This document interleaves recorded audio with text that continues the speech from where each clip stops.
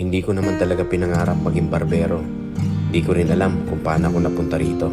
Basta ang naaalala ko lang noon na nagugupitan kami ng mga tropa ko sa ilalim ng puno ng mangga.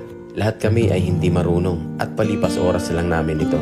At nung natuto na nga ako noon ay mayroong nagpagupit sa akin at binayaran ako ng 5 piso. Sobrang saya ko noon kasi pwede palang kumita sa paggugupit. Pero di ko pa rin pinangarap na maging barbero.